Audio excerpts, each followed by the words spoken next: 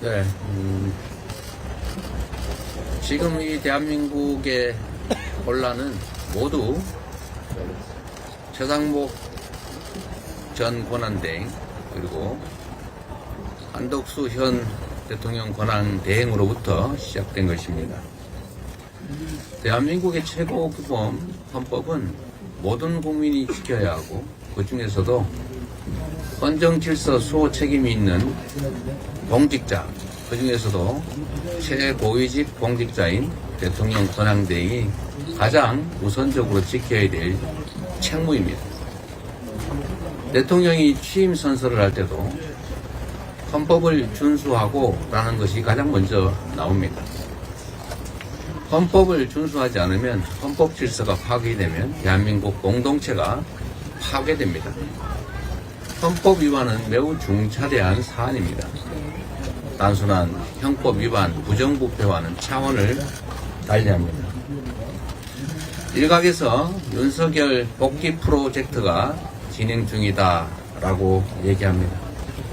저도 그런 주장에 공감 가는 바가 많습니다.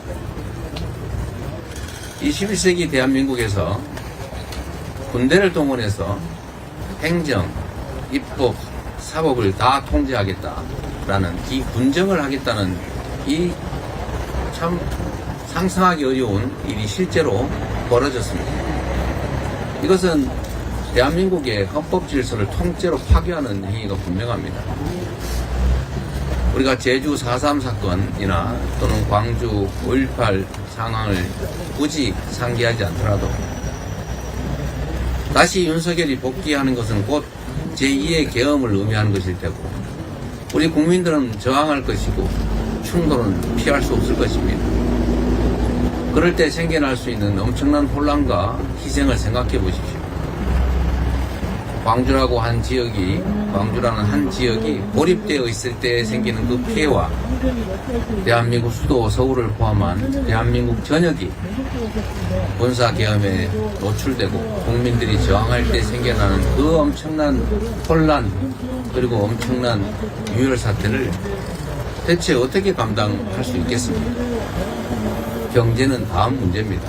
국민의 생존 문제, 국민의 인권과 안전에 관한 문제입니다. 대한민국 국가의 존속에 관한 문제인 것입니다. 윤석열 대통령이 복귀할 경우에 생겨날 수 있는 일을 우리 국민 여러분께서도 한번 상상을 해보시기 바랍니다. 헌법재판소는 그리고 헌법재판관님 여러분들은 지금의 이 상황이 얼마나 중차대한 상황인지를 모를 리 없습니다. 그리고 본인들에게 주어진 헌법상의 책무, 역사적 책무, 국민이 부여한 책무를 잊지 마시기 바랍니다. 말씀드린 것처럼 지금의 이 혼란의 원인은 모두 한덕수, 최상목으로부터 시작됐습니다. 내란 주요 임무 종사자들은 전부 구속돼서 재판을 받고 있는데 내란 수괴는 해교한 논리로 석방돼서 활개를 치고 있습니다.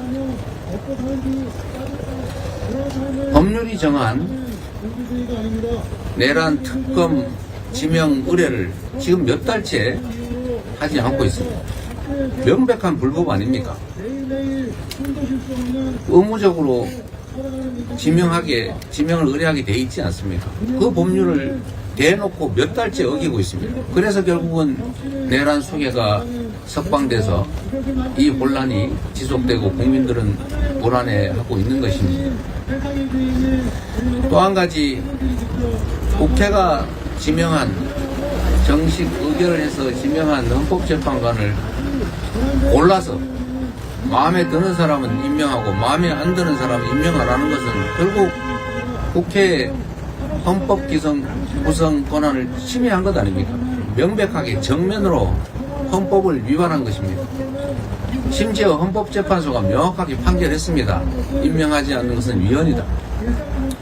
헌법재판소법에 위헌 판결이 나면 그 취지에 따라 처분하여야 한다라고 하는 의무조항까지 있습니다. 그런데 이것을 또 어기고 있습니다. 최상목이 어겼고 지금 한덕수 대행도 어기고 있습니다. 그래서 이 혼란이 생기고 있지 않습니까? 헌법에 도전하는 것을 넘어서서 헌법을 위반하고 헌정질서를 통째로 파괴하고 대한민국을 불안하게, 국민을 불안하게 만들고 있습니다. 해서는 안 될 일이고 용서해서도 안 될 일입니다. 반드시 그에 대한 책임을 물어야 하지 않겠습니까? 이런 중대한 헌법 위반 행위에 대해서 책임을 묻지 않는다면, 이 상태를 계속 방치한다면 앞으로 누가 법률을, 규범을 지키겠습니까? 헌법재판소도 이런 상황에서 할 수 있는 헌법이 부여한 권한을 행사해야 합니다. 헌법재판관을 임명하지 않는 것이 위헌이다, 그에 따른 처분의 의무가 있다고 하면 그걸 헌법기관이 불이행하고 있을 때 당연히 그 보완 권한을 행사해야 되지 않습니까? 헌법재판소의 신속한 결단을 다시 한번 부탁드립니다. 개인이나 집단, 세력의 이해관계가 아니라 국민과 국가 그리고 역사를 생각해 주시기를 부탁드립니다. 산청 산불 발생 열흘 만에 주불이 모두 진화되었다고 합니다.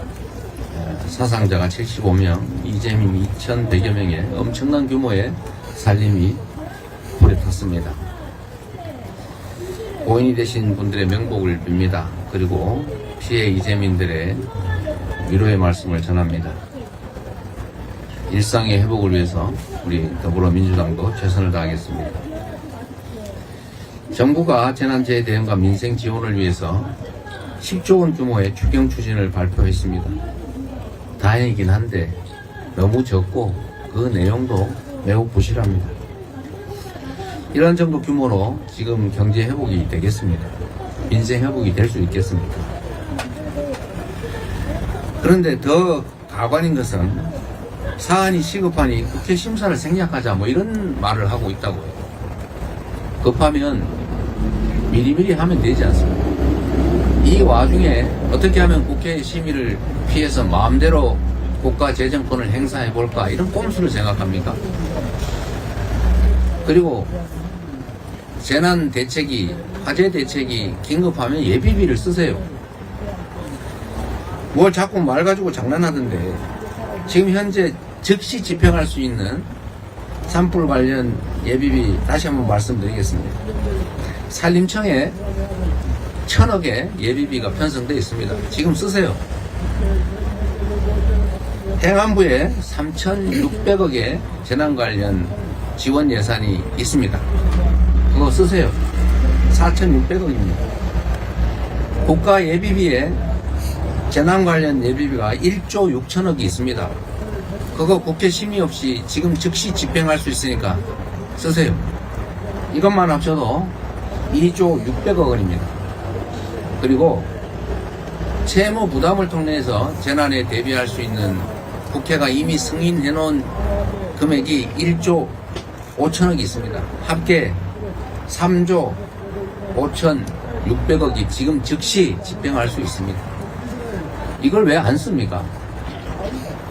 이거는 쓰지도 않으면서 무슨 추경을 한 해 만에 하면서 그 와중에 정치적 공세를 하고 있습니다.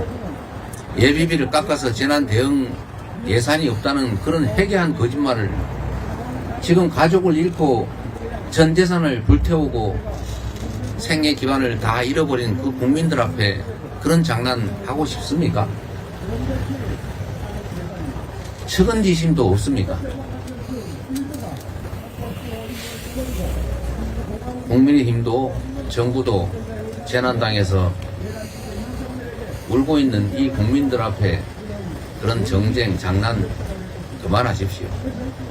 최소한의 양심이 있어야죠. 이런 걸 가지고 인면수심이라고 합니다. 얼굴은 사람인데 속마음은 동물이라 그 말이죠. 어떻게 이런 짓을 할 수 있습니까? 미국이 나흘 뒤인 4월 3일부터 수입 자동차에 25% 관세를 부과하겠다고 이미 했습니다. 완성차부터 핵심 부품까지 수출하던 대한민국 경제 관련 산업에 큰 피해가 현실로 다가왔습니다. 산업통상자원부가 비상대책을 4월 중에 발표하겠다고 합니다. 이때까지 뭐 했습니까? 불날 것 같은데 예방을 해야지, 불난 다음에 예방대책 세우겠다고 지금 하는 것입니다. 온 나라가 비상상태인데 유독 정부만 전혀 비상하지가 않습니다. 신속한 국가의 정상화만이 침몰하는 경제를 살릴 수 있습니다. 기업과 민간의 노력만으로 이 문제를 풀 수 없습니다. 정부가 나서서 해결해야 합니다. 정부가 무능하니 국회라도 나서야 합니다. 그래서 우리 민주당이 국회에 통상특별위원회를 설치해서 의원 외교라도 하자라고 지금 몇 달째 요구하는데, 국민의힘은 왜 이런 것조차 반대합니까? 민주당이 참여하는 게 마음에 들지 않으면 그냥 국민의힘하고 민주당 빼고라도 통상특위 만들어서 통상외교 하십시오. 대체 나라의 살림을 책임진다는 국민의힘이 정치 집단이 이럴 수가 있습니까? 고통받는 국민의 신음소리가 들리지 않습니까?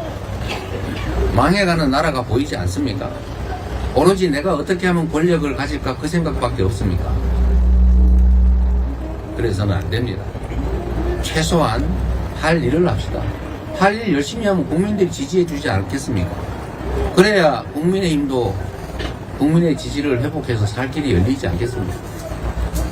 지금처럼 윤석열의 복귀나 획책하고 헌정질서 파괴에 올인하고 키도 때도 없이 온갖 거짓말을 하고 죽어가는 국민들 앞에서 이런 정쟁이나 벌이면서 어떻게 나라를 책임지겠습니까? 비상한 상황에 국민의힘 정부 비상한 대책을 함께 세우고 모두가 사는 길을 찾아 나갑시다. 회의를 마치겠습니다. 구독과 좋아요, 알림 설정은 콘텐츠 제작에 큰 힘이 됩니다. 여러분과 함께하는 K트렌드 뉴스에서 소식을 전했습니다.